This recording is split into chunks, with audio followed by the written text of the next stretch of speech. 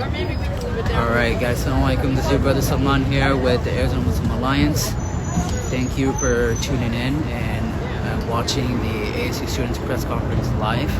I am at the alumni lawn in front of the domain. Technically not at the lawn itself because it's barricaded, but directly right next to that. It is happening in 3 minutes. Media is here to my right, and in a little bit I'll flip this camera around just so you guys can see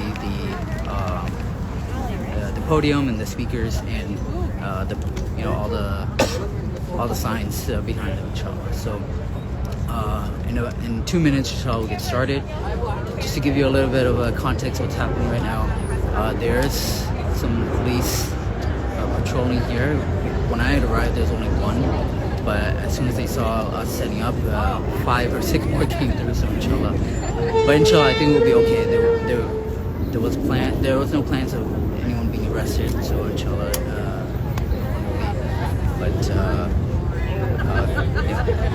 keep praying for everybody here and the success for the students here, most of all, and that their message is heard all across the ASU and the state, inshallah. So with that, I will turn the camera around for you guys.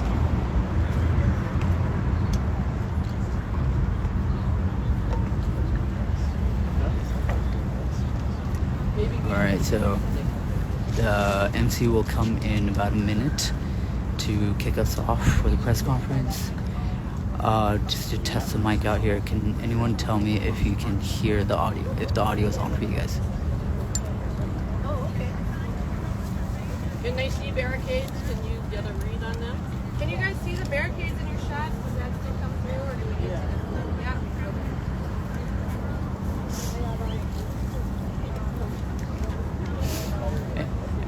All right, perfect. Thanks so much for confirming. And so if you're unable to come here in person, no problem. Come, tune in live through AZ Muslims. And if anyone is wondering where it's being live streamed, they, let them know accordingly that it's being live streamed through AMA, inshallah. So spread the word, let everyone know. 10 a.m. ASU Students Press Conference. Actually starting now.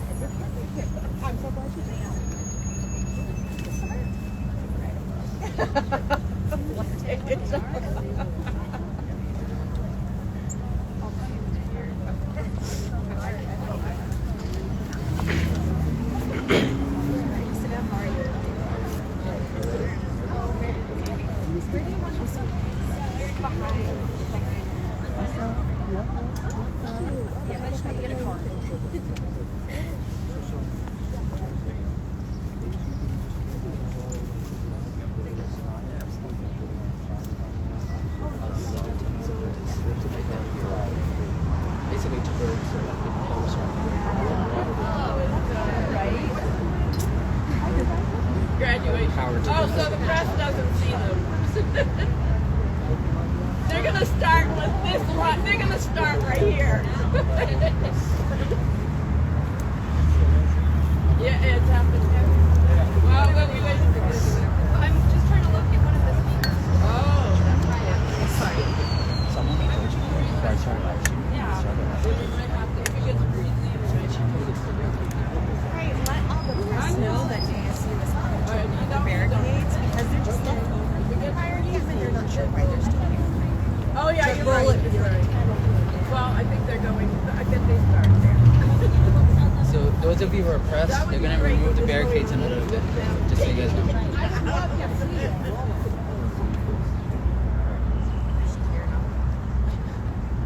You need to be here. You need to be here. You need to be here as soon as possible. Okay. Oh, okay. Oh, okay. And that's going to help. She had a bad. Yeah. Oh, good. I mean, like, just do the circle there. So you're going to, and that's my problem. You're trying to do that. They have to be red. All right, so those of you who are in the live stream tuning in right now, they mentioned that the barricades will be being removed momentarily by ASU. So audio check, can everyone hear me okay? We good? So inshallah, that's right. a good sign. Before we get started, I just want to let the press know that my pronouns are they, them for the record. Thank you. Welcome. Thank you for coming to the first Arizona State University Students Press Conference. We, the students of Arizona State University, have had our voices silenced and our disagreement with President Crow's administration violently oppressed. We will be silent no longer. Today we will be covering the university's use of violence and disciplinary action to silence student voices. Elected student representatives, students affected by the recent violent events, members of the faculty and staff at the heart of our institution, and members of the broader community ASU serves will be telling their side of the encampment story, sharing the harmful and damaging effects of ASU's response, and calling for ASU to drop the charges. We begin with a land acknowledgement to show solidarity with the struggles of the indigenous communities ASU impacts. We acknowledge the stewardship and sovereignty of the 22 Native nations that have inhabited these lands since time immemorial and continue to live on the lands we now call Arizona. Arizona State University's 4 campuses are located in the Salt River Valley on ancestral territories of indigenous nations, including the Acumel Adoham and Peeposh Indian communities, whose care and keeping of these lands allow us to be here today. We know that on their own, land acknowledgements are insufficient, and it is our duty to listen to the unique demands of local indigenous communities and create tangible action and change for decolonization and re-indigenization.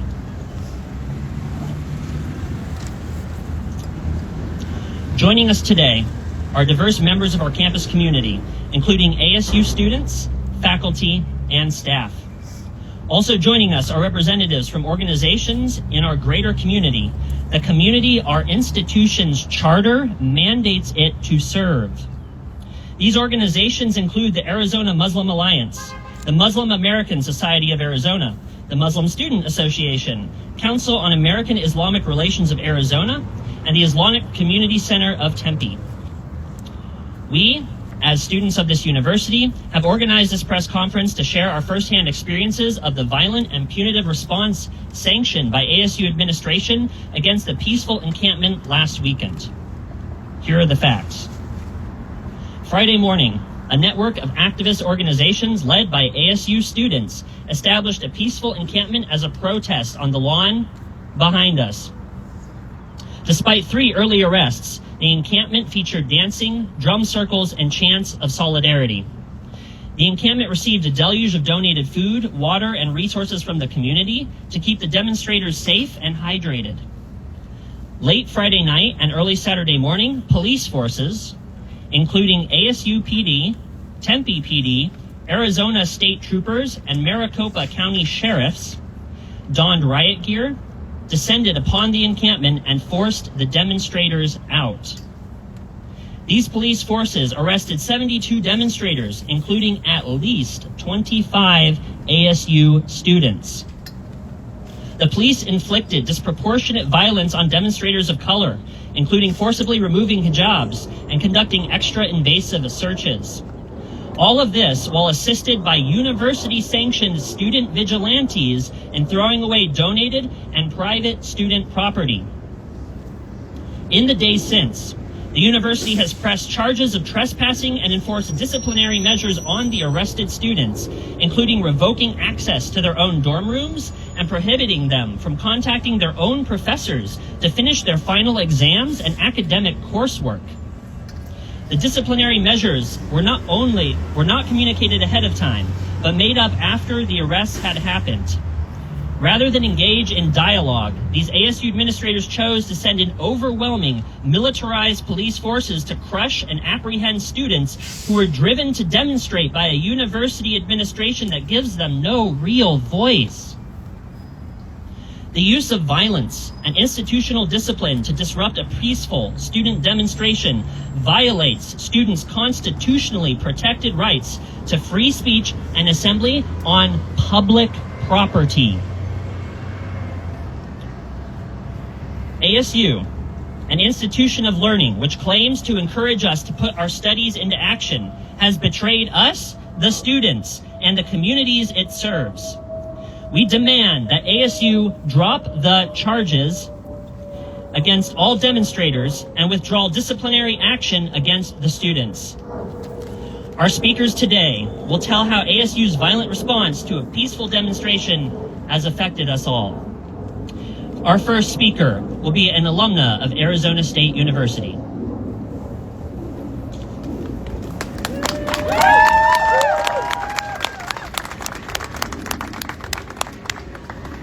Assalamu alaikum, peace and blessings be upon you all. My name is Tertil al-Imam. I am a member of the Sudanese Diaspora Network and an alumna of Arizona State University, where I received both my bachelor's and master's degree. Today, I stand before you with a heavy heart and a fierce determination to address a grave injustice that has shaken the very foundation of our democratic principles. On Friday, April 26th, we witnessed a disturbing incident at Arizona State University, where peaceful protesters were met with violence and aggression by authorities. Let me be unequivocal.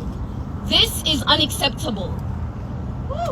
It is a blatant violation of our First Amendment rights, a betrayal of our shared values, and a stain on the legacy of our institution.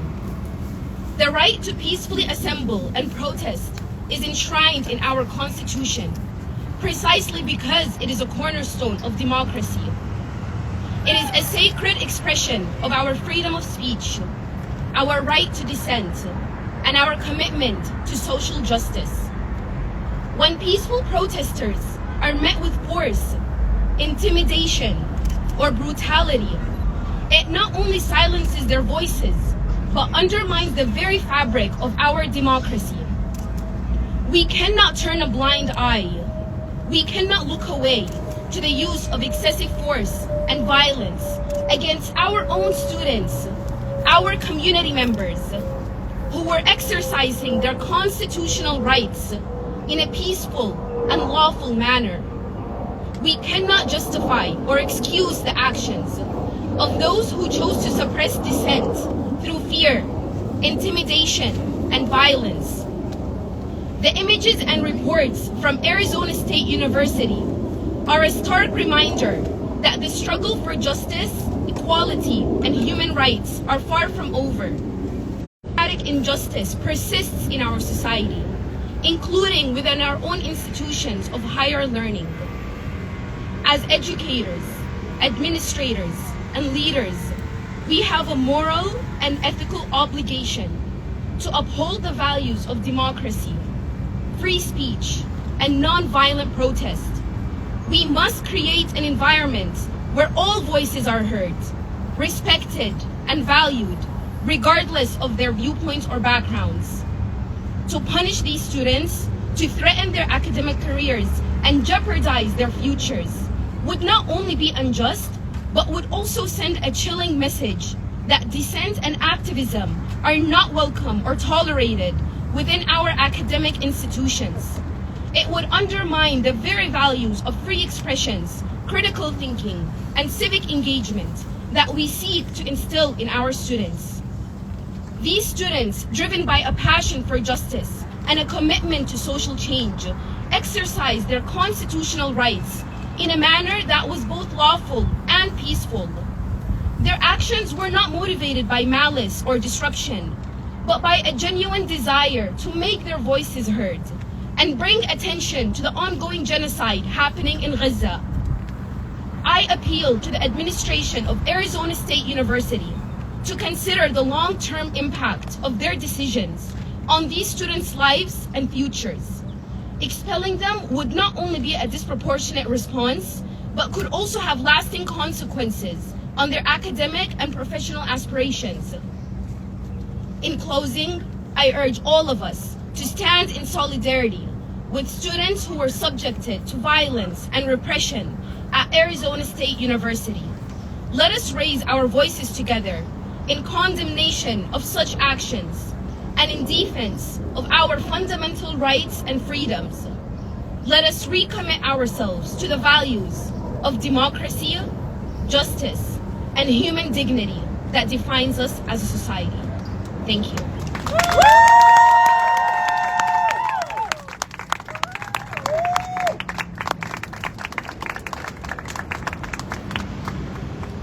Our next speaker will be reading a statement on behalf of the students arrested in Friday night's events.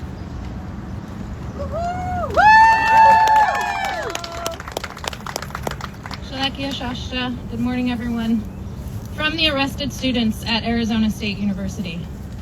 Last Friday, we and hundreds of other ASU students, alumni, and community members gathered on alumni lawn to exercise our First Amendment right to free speech and peaceful protest. We called upon Arizona State University to disclose and divest from all of its financial ties to the State of Israel, as well as companies supplying the Israeli military for its brutal actions towards the people of Gaza. It is reprehensible that instead of choosing to come to the table to discuss their community's concerns, ASU's administration decided to respond with unnecessary and overwhelming force. The media and ASU police reported that of the 72 arrests made this weekend, 80% had no university affiliation. This is false. This claim was made several hours before the police even checked our statuses. In fact, 27 students were arrested along with several staff members and alumni. Many more community members were also arrested with us, and we are immensely grateful for their support and commitment. While we were being stormed by police for allegedly trespassing on our own campus, agitators also congregated on the lawn. These agitators were instigating and attempting to provoke conflict. However, they were not arrested, detained, or even addressed by police. In fact, these Zionists got to join the police in disposing of our property and community-donated supplies, a total waste of resources that directly defies ASU's sustainability goals and vision. In the meantime, the constitutional religious rights of 4 Muslim women were violated as ASU police and Maricopa County Sheriff's officers removed their hijabs upon arresting them. It is important to note that these Zionists have not faced any similar consequences and have even flaunted their involvement on the news. This is a clear double standard exhibited by Arizona's police departments. In addition, this was not the only act of gross misconduct we faced at the hands of ASU PD, the Arizona State Troopers, and the Maricopa County Sheriff's Office. Firstly, ASU PD hindered medical staff from tending to a protester who needed medical attention as they were being arrested. Secondly, there was inequitable treatment of the arrestees while in custody. In the first holding facility, which was ill-equipped from being out of service for over 3 years, one holding cell group was allowed multiple phone calls, while the majority were told that the phones, quote, didn't work, unquote. Because of this, some had to wait until they arrived at the Maricopa County Sheriff's Office over 15 hours after they were arrested before they were allowed their phone call. Additionally, face masks and personal protective equipment were taken away from some arrestees, but not others. Officers said these would be replaced, but ultimately weren't, while multiple people were held together in small rooms. Had one of us been immunocompromised, this act could have been fatal. We are not the first, nor will we be the last, to face excessive retribution from Arizona's police forces. This is but one of many examples of deeper issues with policing in our state. The property of ASU was built upon Atham and Pipash lands, just as we stand in solidarity to the displaced people of Gaza. We stand with the many communities of color who have been displaced and brutalized by ASU and police forces across Arizona. Additionally, the university is being extremely unreasonable in its accusations of code of conduct violations. Graduate students and student workers are having their accounts and stipends withheld, and active students who are not currently taking classes have been suspended. Moreover, despite the judge ruling that 3 protesters were arrested without probable cause and none have been formally charged, ASU has still suspended all students arrested on grounds of committing a crime on campus property. Just as finals begin and graduation ceremonies are set to take place, our suspensions bar us from any participation in classwork or contacting our professors. This has left our futures suspended in time with no promise of our degrees or graduations. ASU offered little to no guidance to navigate this suspension. It is only thanks to the work of organizations such as the the United Campus Workers and CAIR, CAIR, that we are able to find community support regarding our academic status. ASU is destroying our investments in our education for exercising our constitutional rights to speak up against genocide. Most troubling, students living on campus have been barred from accessing their housing and jobs. This expulsion was completely unexpected and unwarranted, and it left many scrambling to find places to stay. Because the university gave them little to no resources and alternatives, the only resources available to them were their peers. We offered each other whatever spaces we had, from spare bedrooms to couches. This is an excessively harsh response to an alleged code of conduct violation, and we are once again demonstrating that it is the community who cares, not this institution. We, the students, would like to further emphasize that we are protesting not in spite of the university, but because of it.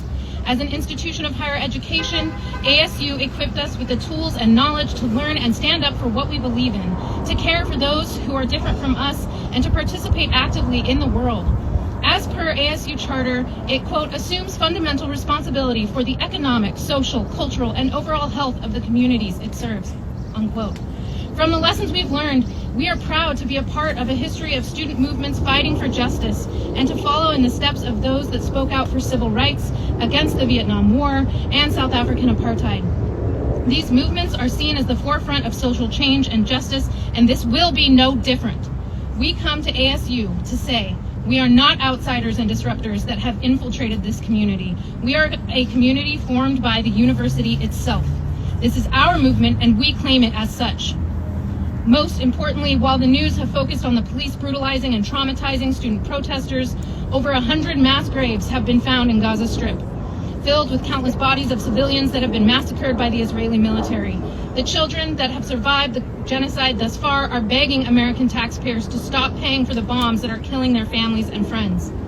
As of April 30th, Israel has killed at least 35,027 people in Gaza and the occupied West Bank, and more than 23,000 of them being women and children.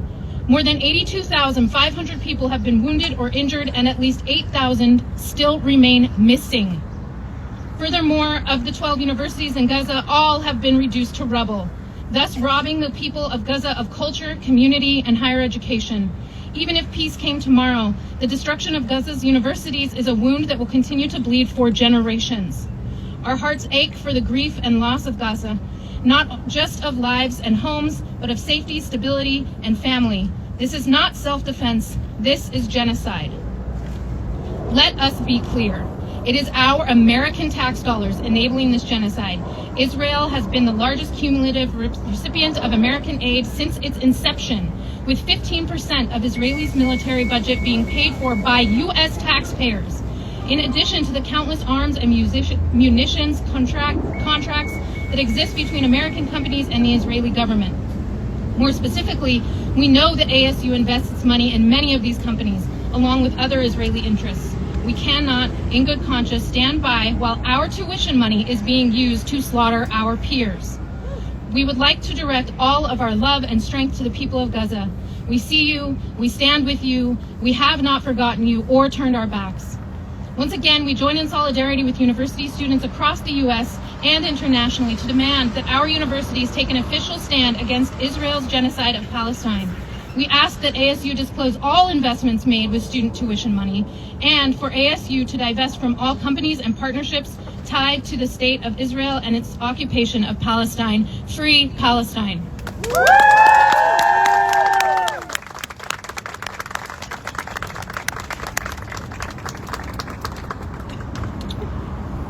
Our next speaker will be reading a statement on behalf of the father of one of the arrested students.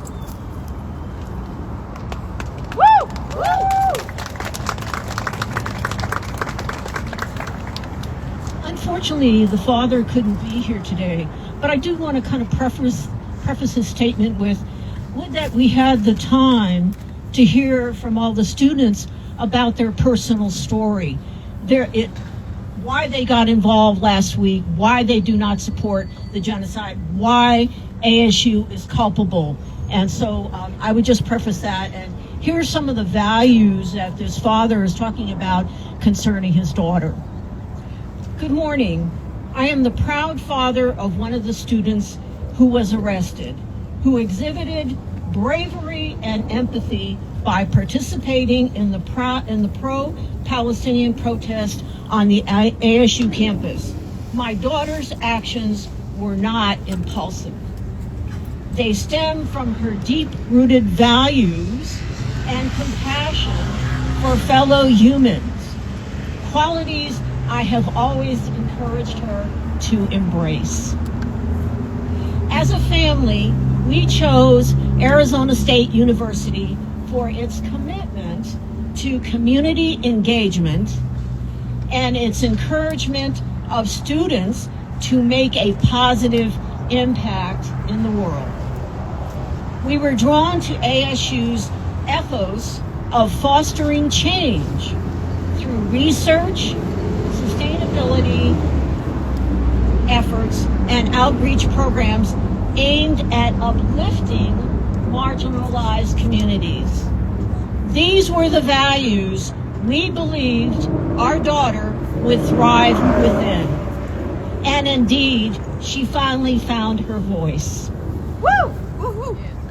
The protest my daughter participated in was a peaceful display of solidarity, a beacon of hope for those enduring seemingly insurmountable struggles. It was heartening to witness students coming together to amplify voices that too often go unheard. As a parent, seeing my daughter standing up for what she believes filled me with immense pride. However, I was taken aback by the university's response. While I anticipated some consequences for my daughter's activism, the severity of the suspension during finals week and the exaggerated charges levied against the students were unjust. It felt like an attempt to stifle empathy and silence dissenting voices. I urge the administrators of ASU to reconsider their decision and lift the suspensions imposed upon my daughter and her fellow students. Instead of punitive measures, let us provide guidance and support to young activists like my daughter, nurturing their passion for social justice in constructive ways. Let ASU be a sanctuary where students can channel their empathy into meaningful action, shaping a brighter future for all of us. Thank you.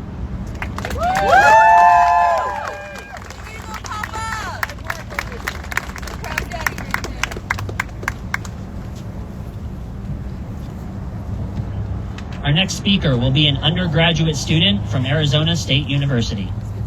Let's go!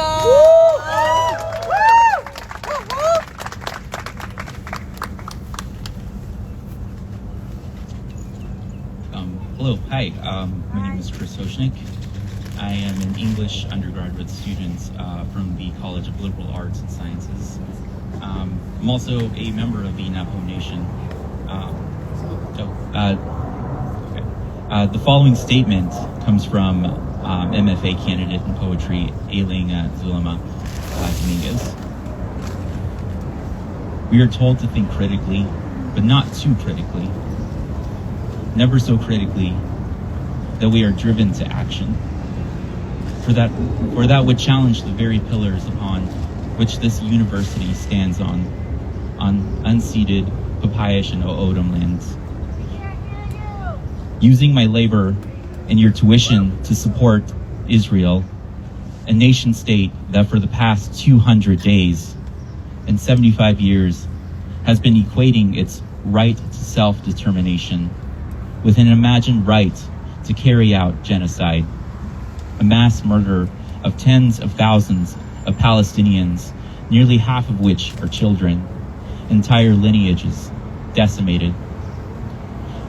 If, as Nina Simone urged us, an artist's duty is to reflect the times, then as the Black Panthers and the Brown Berets and every liberation effort across and in between has and continues to urge us, it is a student's duty to question and challenge the powers which dictate the times, so long as injustice persists. It is the oppressed, the wretched of the earth, the historically exploited and displaced that are burdened with the task of having to resist, through concurrently blessed with the seeds of new worlds and the opportunity to sow and water them. ASU's silencing of students should perhaps come at no surprise, given the university's record of hosting U.S.-Israeli cyber security workshops, and the fact that it operates in a state where the Treasurer's office currently has $15 million invested in Israel bonds. At an institution that claims to want to protect its students' safety, the ASU Chief of Police, Michael Thompson, held a knife in the hand on campus grounds, destroying personal property and intimidating students. And on the very same lawn where unarmed, peaceful student protesters were arrested, a separate group of counter-protesters were permitted to gather and verbally harass and destroy the property of other students. ASU, thank you for making clear which students' safety you prioritize over others. Let me spare no lack of clarity. You continue to exhibit gross inequality in the way students, calling for a ceasefire and an end to the occupation of Palestine, are treated, versus those who have either no issue or a vested financial interest in maintaining the pro-Israeli status quo. On Monday, September 6, 1985, the Arizona Board of Regents ordered both U of A and ASU to, quote, divest their holdings in companies doing business in South Africa. Roughly 3.4 million following waves of student-led anti-apartheid activism carried out on both campuses. So I ask, Michael Crow and the Arizona Board of Regents, what is stopping you now? Rather than divest from Israel, rather than listen to students, you suspend students' organizations that express support for Palestine, such as Mecca to ASU, and conduct mass arrests. In direct contradiction to the initial court hearings, you force isolation and exile upon students arrested at the encampment, thinking your violent tactics are stronger than our community care. You think you operate behind closed doors, but this land and these students and this moment in history will remember you. Your oppressive actions, no doors could ever contain that. Just the same as no form of retaliation will ever break our spirits or our resistance. We will never be silent until Palestine is free. Thank you.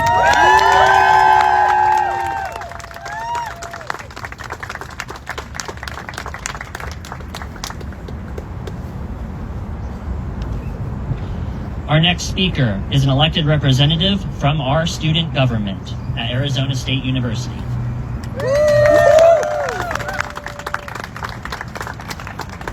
My name is Kelly Bauer. I'm currently finishing my term as the Assembly President of the Graduate Student Government, known as GPSA. As per Bylaw 2.1.7.8, duties of the GPSA Assembly President shall be to, among other things, make official statements on behalf of GPSA as necessary. It may seem silly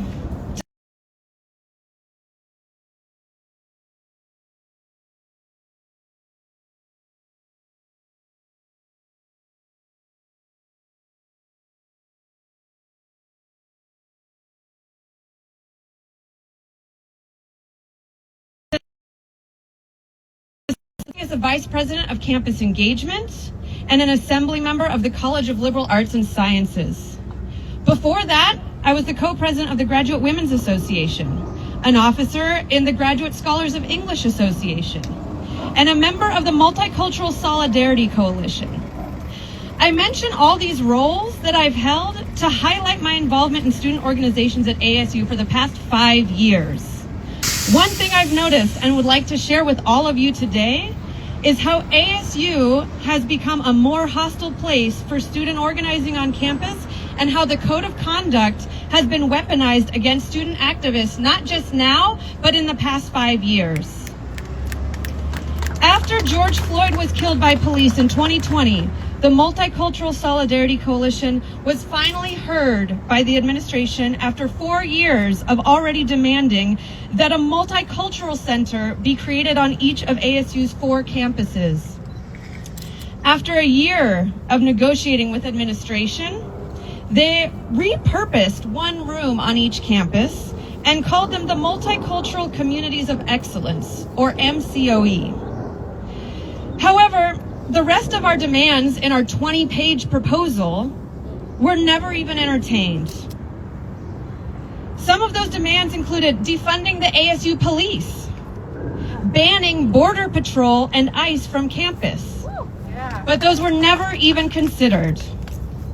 It only took one incident in the space for the ASU administration to slap code of conduct violations on 3 of our lead organizers and derail our movement. Although we continued to meet for the rest of the year, the administration eventually stopped responding to our emails and the meetings stopped altogether, ultimately removing students from the process of creating multicultural centers on campus altogether. The MCOE space, which now does exist on all 4 campuses, is one of the most highly surveilled rooms on campus. It requires student IDs to enter the space. The doors lock at 7 p.m. and it is filled to the brim with staff offices and student workers to monitor the space. Fast forward to 2024, and we see the ASU administration weaponizing code of conduct violations to shut down another student movement. This practice must end. Students have the same rights to free speech and freedom of association. Being enrolled at ASU should not strip us of those rights. The GPSA Assembly, which is the legislative branch of our student government, is made up of elected representatives from every school and college on all 4 campuses, with a total of 53 seated assembly members. Because we represent all 30,000 graduate students, we are an incredibly diverse group and do not agree unanimously on almost anything. In fact, just this semester, the Assembly has voted on and passed participate in the Boycott, Divest, Sanction campaign with our $1.4 million budget of student government funds. However, this legislation was vetoed. It was then reintroduced, passed again, and vetoed again. While it has become clear that the student government has not reached a consensus on BDS, as student leaders, it is still our responsibility to advocate on behalf of our entire student body. We recognize and wish to uphold every student's constitutional right to speak and assemble. We also expect that ASU would do the same. I'm here today to advocate on behalf of the 5 graduate students who were also arrested last week because they have been unfairly banned from campus and cannot be here today to speak for themselves. And let me be very clear, it is not the legal system or the courts that have banned students from campus. It is ASU. The court allowed students to return to campus for student-related activities. However, ASU informed them of their interim suspensions that not only barred them from returning to campus, but also housing, participating in their classes, and even contacting their professors. This is unacceptable to respond this way to students who are exercising their First Amendment rights. Unacceptable. ASU is the vanguard of the neoliberal university. It is a hostile environment for many students who are afraid to express themselves for fear of repercussions like these punitive measures taken against our fellow students. Many international students live in fear of code of conduct violations and don't speak up. I know this because another student leader in GPSA has asked me to read this statement on their behalf. After following the discussion on pro-Palestinian movements on campuses around the country, I am deeply saddened and angry regarding how legislative entities from both federal, state, and university governments are reacting and treating students.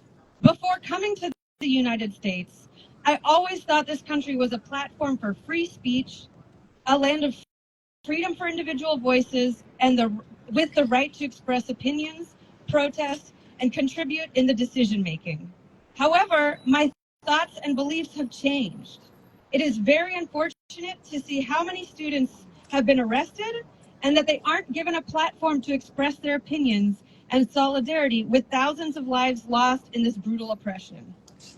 I am saddened that students' right to free expression have been violated by the university and student government bodies. If we don't have a platform to express our opinions within our own campus and student government bodies, how do we expect to be included in the broader discussions? It is a dire warning for our future. Just as I condemn every life lost in the October 7th incident, I am also against the killing of 34,000 innocent Palestinian lives. So here I am, expressing my solidarity with the sovereignty of Palestinian people and free Palestine, shaming the legislative authorities and ASU for the misinterpretation of our student voices and denying our right to free expression. This is me again. Every year that I've been here, ASU has made it harder and harder to organize and build power as students. Last year, for example, they deleted our rosters, so we had to rebuild our membership back from zero. They said this was a one-time thing, but this year they've done it again.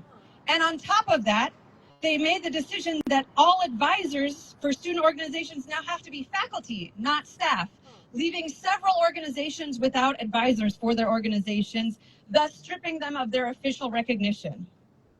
They also went even so far as to suspend Mecha de ASU just a few months ago, which students are demanding be reinstated. The administration tries to turn us against each other by refusing to meet with students who aren't in registered organizations or saying they'll only speak with elected student leaders. Well, I'm an elected student leader, and I say enough is enough. The administration cannot continue to divide and conquer us. What we saw on campus last week is not the end of student organizing. It is the beginning of a new chapter. Now, more than ever, we need to organize. Create your student group. Run for an elected government position at your university. Join your union. Let's make 2024 a year that ASU administration will never forget. Let this be the year that students flip the script on them and stop rubber stamping their bullshit. I know that's right. Let them know that we are not afraid and we will not back down. Today we say, reinstate Mecha de ASU and stop investigations of all pro-Palestinian student organizations. Drop the code of conduct violations against all of the students who are arrested. Let them finish their semester and let them graduate. And again, echoing from 2020, defund the ASU police.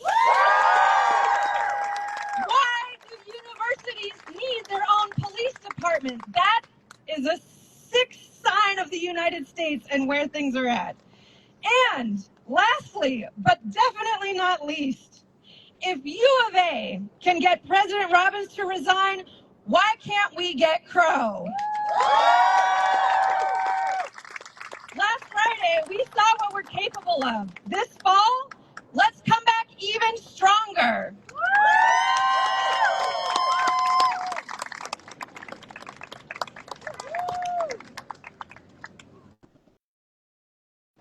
Our last speaker for today will be a current member of the Arizona State University faculty.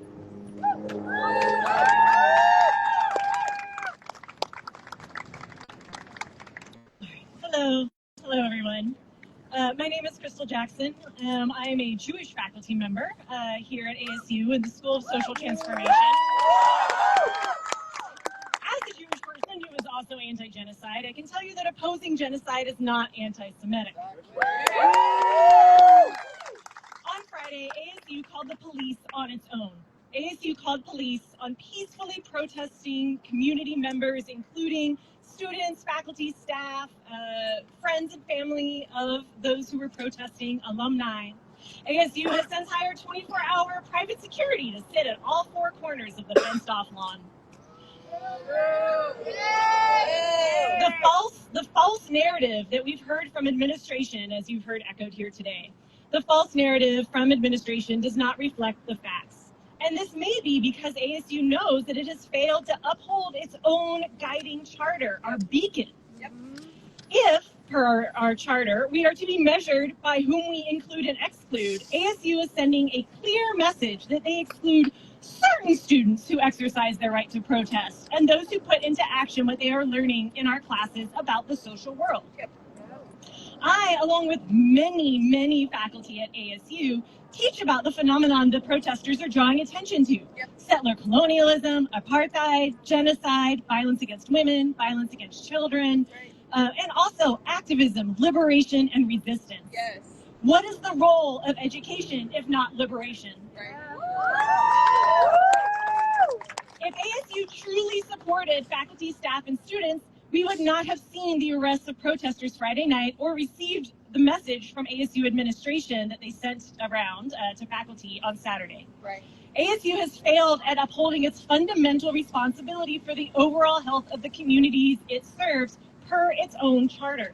Instead of innovatively protecting the right to protest, protesters were met with violence. Instead of innovating new and novel ways to ensure that dissent and protest are protected, the hallmarks of democracy that ASU claims to encourage and care for, instead of protecting those students or instead of innovating new ways of engagement as other colleges are doing across the university, ASU, or across the country, ASU chose a path of violence. Let's also not forget that ASU learned about the racism and violence of police intervention and interactions from the summer 2020 protests.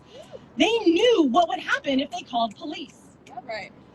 They have also hired people like myself who study abolitionism, activism, and social transformation, but yet they do not engage with us or our knowledge or abilities. Right. The protest on Friday is part of a current national movement of college encampments drawing attention to U.S. complicity and universities' complicity with Israel's genocidal violence in Gaza.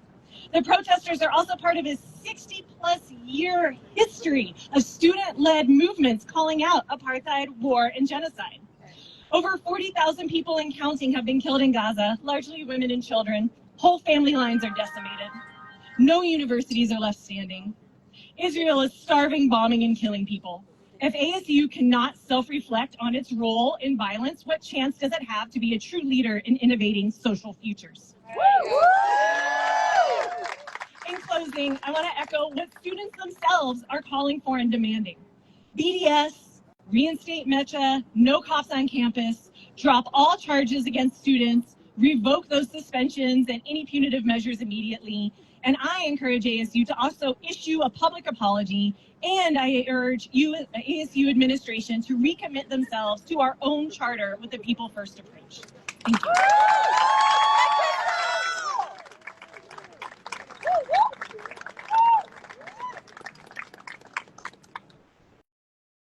Thank you everyone for being here. This concludes our press conference for today, and we will be back.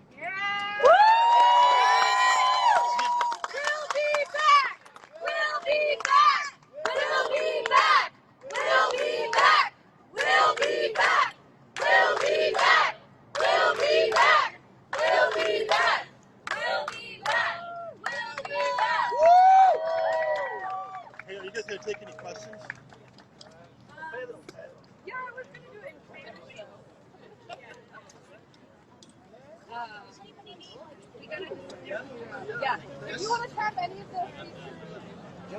Can you go to the microphones? No, a lot of people are waiting.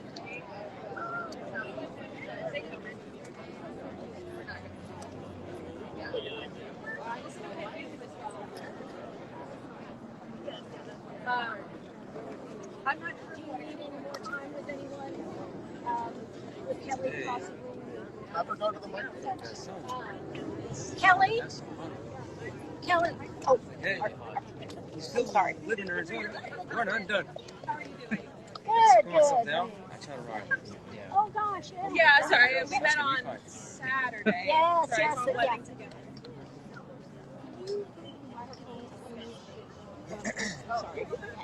So, Kelly is here that she might. Do you guys want to do just a couple questions like this, I guess? Yeah. Yeah, let's do that. Okay. Stay there. Hang on. Is Tartil still here? Tartil? Tartil? Tartil?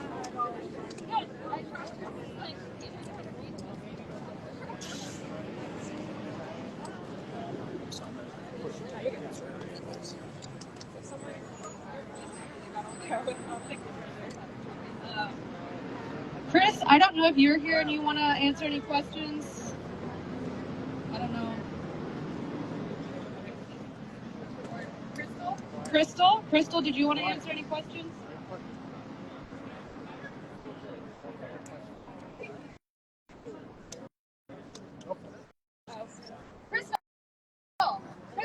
Crystal, do you want to answer questions?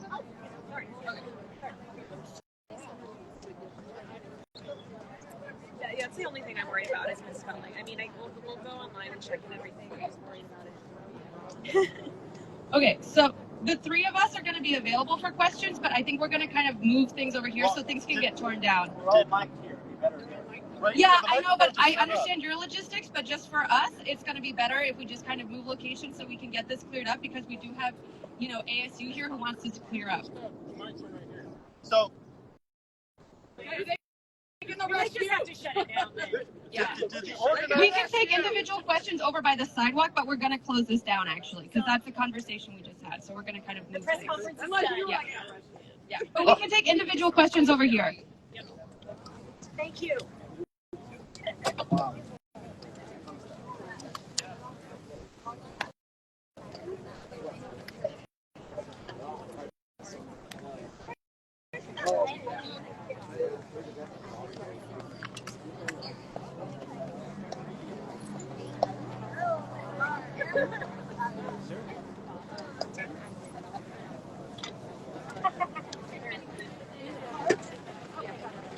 All right, so as some of you might have heard, the Prince Conference is officially over.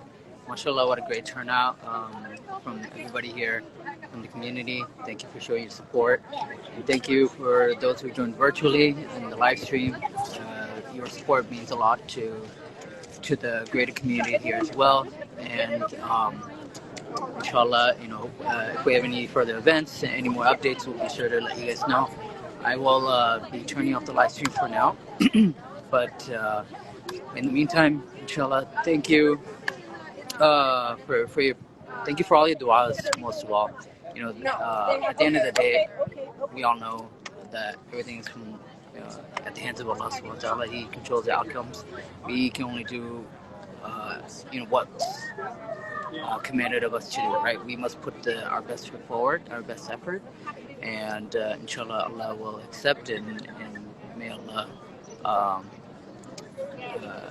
may Allah help all the students here who made their demands to ASU, and inshallah ASU meets all those demands, inshallah. So with that, inshallah, I will log off. Thank you for joining. Thank you for tuning in. Inshallah, take care.